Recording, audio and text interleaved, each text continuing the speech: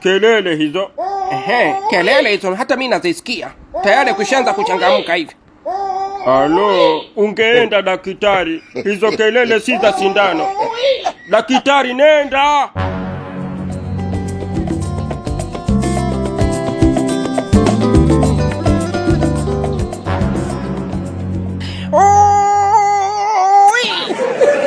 Yala we. Laila we. Halafu anabinuka. Mwangalieni anavyobinuka binuka. Wewe usibinuke. Shemtoe usibinuke, kwani umevimbilwa? Usibinuke hivyo mpumbavu wewe. Umefanya nini madam? Eti Bikachala, kwani nimekufanya nini? Yaani mimi nakuuliza wewe swali ambaye una akili timamu, ambaye unajifanya daktari bingwa, halafu na unaenda kumuuliza mgonjwa. Nimekuuliza wewe Shemtoe umemfanya nini maadamu? Mbona amebadilika rangi, amekuwa kama kijini mpapule? Sijui, itakuwa ni mipango ya Mungu tu kwa sababu sina idea. Nimejitahidi kuchanganya dawa kama nilivyochanganya mwanzo, ila matokeo yake ndio haya. Mate. Nilikwambia mimi lakini kwamba hii ni professional ya watu. Watu wanakaa darasani miaka 9 na wanasomea. Wanakuwa maprofessional ndio wanakuja kufanya hizi kazi. Wao unakuja kukurupuka tu from nowhere. Eti daktari. Daktari ugani wewe unasoma shule ya msingi? Daktari gani ushawahi kumuona daktari anasoma shule ya msingi? Watu wamebobea, wameenda hadi chuo, wamesoma, wamepoteza muda wao, ndio wanakuja kufanya hii kazi. Wewe siku moja tu umejaribu, sijui umepatia, unakuja kuanza kujifanya eti daktari unaweza kuwatibia watu.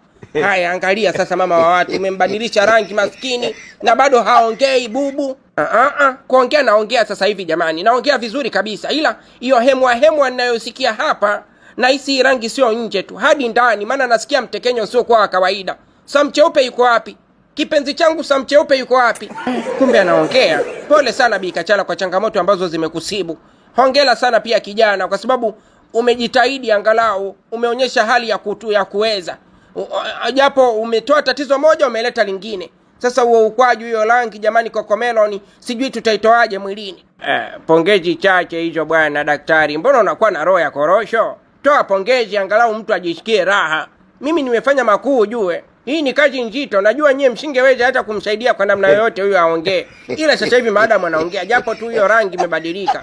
Give me kongole.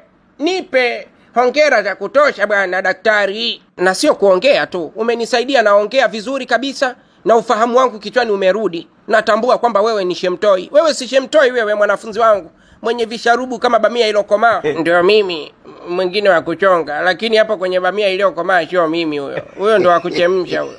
Mimi Shemtoi kama Shemtoi, daktari mganguzi ambaye amewasaidia walimu wake wote wawili wamepona.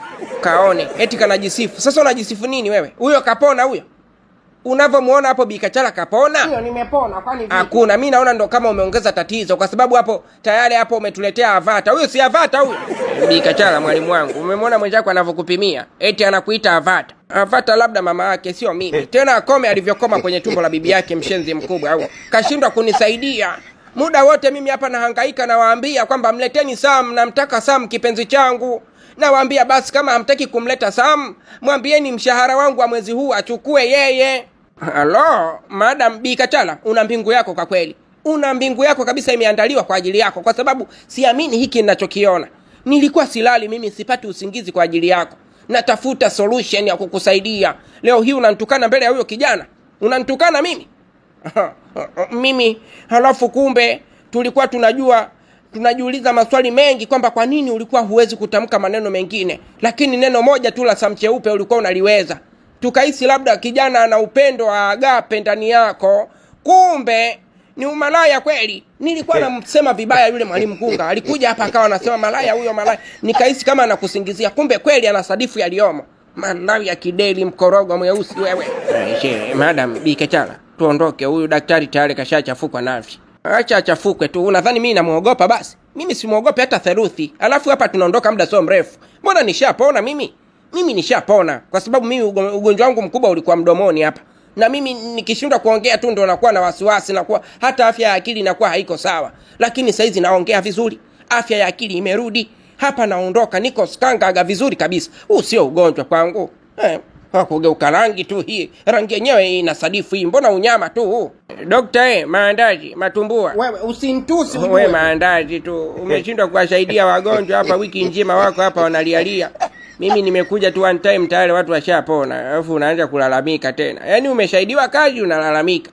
Yaani sisi tunataka tuondoke bwana. Madamu wangu kashapona akasema anataka kuondoka. Bi Kachala, hebu acha kumsikiliza huyu mpuuzi, mtoto mdogo huyu hana akili huyu. Atakupoteza wewe, bado unaumwa. Bado wewe ngozi yako hiyo itapata shida, itapata matatizo, itapata magonjwa ya ngozi kwa sababu ya hiyo rangi iliyoko mwilini. Ungekaa hapa tutafute namna ya kukusaidia hiyo rangi itoke kwanza ndio uondoke. Hako sitaki. Nimechoka kukaa hapa. Alafu wewe ahadi zako ndio hizo kila siku unatia moyo tu. Wewe kazi yako kutia moyo tu. Nitakusaidia. Natafuta namna ya kukusaidia na hunisaidii. Nimekaa hapa wiki nzima umeshindwa kunisaidia. Kaja kijana huyu siku moja tu tayari naongea vizuri. Hii rangi nahisi sio tatizo kubwa. Kama kaweza kunisaidia naongea, hawezi kushindwa kunisaidia nikarudi kwenye rangi yangu ya kawaida. Kwanza mafuta ninayo nitaglow vizuri tu wala sina shida. Rangi hainisumbui. Rangi nitaitibu tu ngozi itakuwa sawa. Mimi naomba niondoke kwa kweli. Nimechoka. Mwambie ngoja ikubabaishi bwana. Mafuta ya kutoa michirizi si hapo.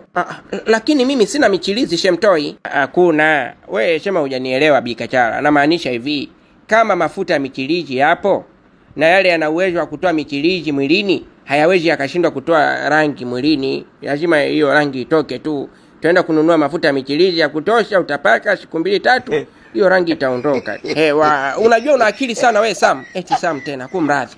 Shemtoi, wewe una akili kuwazidi wanafunzi wote pale darasani. Na mimi ni kuahidi tu kwamba mshahara wangu wa mwezi huu nitakupa wewe. Sio Sam tena. Nimegaili. Sam hana lolote alionifanyia. Wewe nitakupa mshahara wangu wa mwezi huu kwa sababu umenisaidia na unaendelea kunisaidia tu kimawazo. Unashikia mambo hayo dokta? Sasa na wewe mshahara wako wa mwezi huu unatakiwa kunipa mimi kwa sababu 90% ya kazi ambazo ungetakiwa kuzifanya wewe nimezifanya mimi hapa.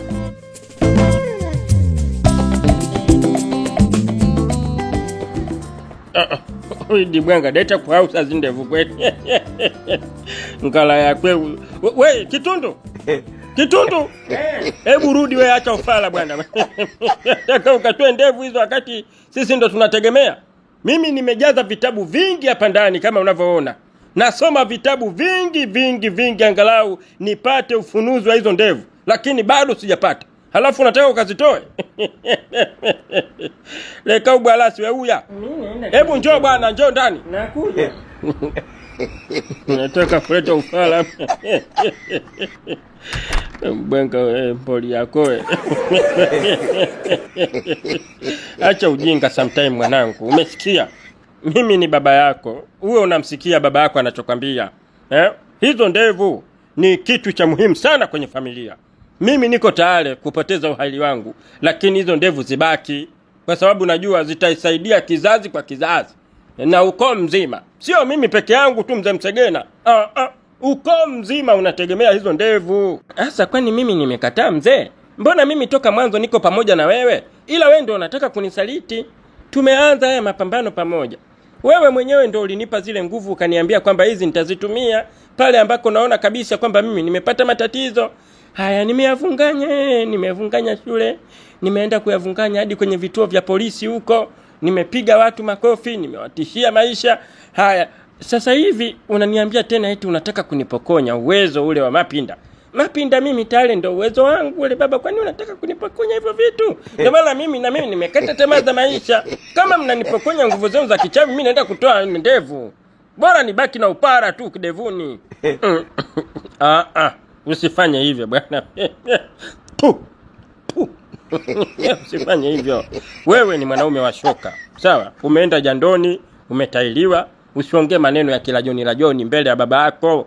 Huo ni upuuzi. Mimi nikikukataza jambo, katazika. Na usiseme kwamba eti nataka nikupokonye zile nguvu za mapinda. Nishazichukua, nimekupokonya kitambo sana kwa sababu nimeona huna nidhamu kwenye matumizi ya nguvu. Wewe kila kitu unachokiona unakipiga mapinda. Hadi sisimizi unapiga mapinda. Sasa matumizi ya nguvu za kichafu hivyo siwezi kuyaacha kwa mtu mpuuzi namna hiyo. Na mimi mwanangu usione kama sikupendi, nakupenda sana, lakini nilitaka kwanza uwe na discipline, nidhamu kwenye matumizi ya nguvu za kichawi. Ndipo nitakapokupatia. Sawa, Sina baya mimi, nimenyooka mzungu babako. Mlete mzungu, ai, mlete mzungu, uyo, mlete mzungu, dino. Kwa hiyo tulia, ndevu baba hizo. Ndevu tunazitegemea. Usiseme kwamba unaenda kutoa ndevu hizo, sawa? Mzee, mimi ndevu zipo kama unavyoziona, lele.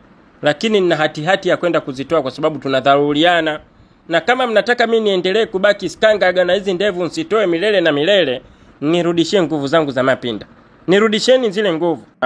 Nguvu sikupi we mchafu wewe. Mchafu kuoga mpuuzi mmoja.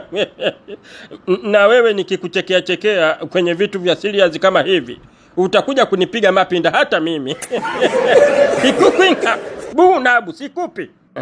Basi shega, kila mtu abaki na cha kwake. Wewe baki na nguvu zako za kichawi. Mimi naenda kuzitoa hizi ndevu. Siwezi kubaki na malele kidevuni ambayo hayana thamani kwangu. Miaka yote hapo yanalelema tu kidevuni. Naenda kuzitoa hizi faza.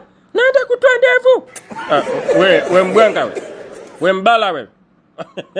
Kitundu. Naenda. Hebu acha ufala wa namna hiyo bwana. Njoo nikupe hizo nguvu. Sasa niko serious naenda sana. Ndevu zina thamani kubwa kuliko nguvu. Njoo nikupe nguvu. Njoo babangu we kipenzi. Njoo mwanangu mwaya. Siwezi kukunyima vitu vya hanasa. Kweli nguvu nazo ni kitu cha kumnyima mtu. Ila dinchukiza. Amenikera. Njoo babangu we. Nakuja hivyo. Sadaka.